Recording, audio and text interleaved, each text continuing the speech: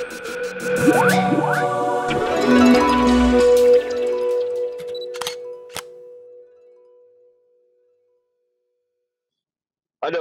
آواز هست؟ شما رو بشنویم، بفرمایید. انا این مسئله آخران برآمده پرزیدنت و یا پرزیدنت نیست برای خلق.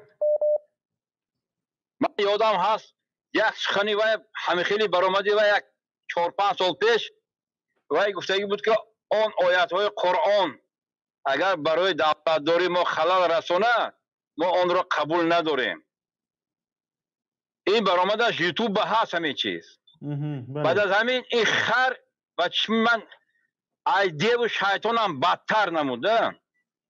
انا که امروز آمادگی اینده و آزادی، سخن آزاد، طلب حق انسان هوای رو هم محدود کرد.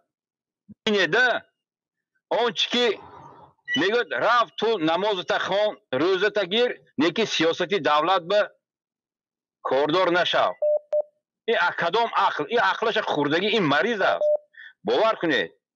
یا که همین مشورتچای این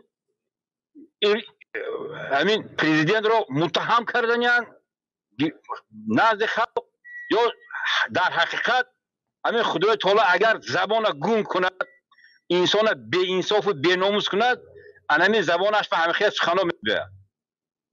این کدام لحاظ، کدام قانون دولت، کدام قانون انسانگری باید تو من کنی که انسان نباید دخالت کند به سیاست دولت؟ خیلی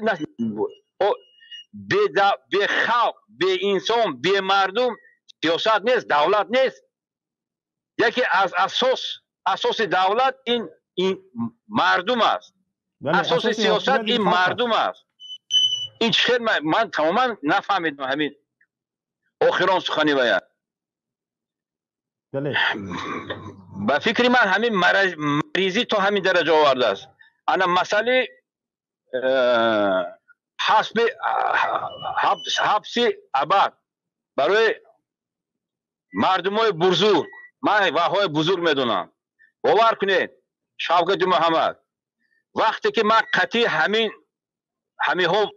ها میگم، برای چی که من خود نهضت اسلام کردم مبارزه میبردم.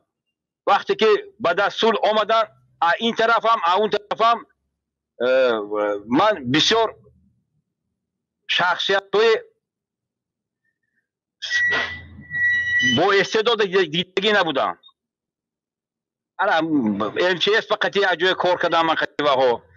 برای همون قدر میگفتم که این خری دیگه برای اینهانش آمد، اینهانش هم عدسش نامد. اینهان فقط منصب لازم بوده است. اهمیت نمیدادم. برای چی که یک کمتر غریز داشتم. لیکن بعد از وقتی که فهمیدم، دیدم، خواندم، دیدم، چه گم برآمداشون دیدم، من گفتم نه اینها این قدر سخن گفتم، برای چی ما اینها دستگیری نکردیم؟ باور کنم محمدین، من مقامات دولتی کار کردم. وقتی گفتم من حزب نهضت اسلام میرم، یا رفیقان گفتن تو عقلت خوردگی اینها محکم میکنه، تو گجا میری. من گفتم من میرم، من همین حزب دستگیری میکنم تا آخر میرم. فهمیدین؟ تشکر با شما. یگانه یک دیگه سخن، یگانه نیست نابود کردن این رژیم این انقلاب است. لیکن مردم ما حال انقلاب تیار نیستن. برنامه بسیار تر کنید، بسیار.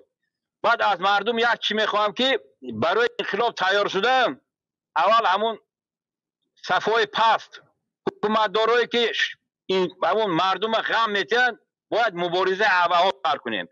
اگر همها سر کردن دلیل شدن، بعد آیسته بالا رفتن میگیرد، زینه به زینه. خدا همه مخالفان در پناه اسمتش نگه دارد، محبوسان هم در پناه اسمتش نگه دارد. باور کنید این حبس خانه این خانه نیست، این خانه غربت، همون در حبس به هم در همون عائله هاشون. بله. بگذار صبر و جمیل کردن برای فرزندانشون. لیکن ما حتما دستگیری میکنیم. من تماما همه وقت میگم، همه وقت دستگیری میکنم.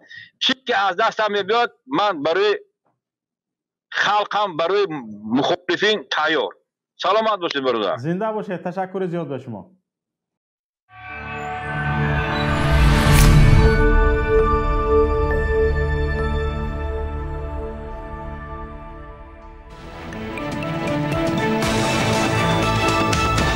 رادیوی پیام، در فضای سیاست صدای جدید. رادیوی پیام، علم، فرهنگ، نوید. رادیوی پیام، مشورت، بحث، گفت و شنید. در تمام دنیا روی رسانه اینترنتی رادیو پیام نقطه نت.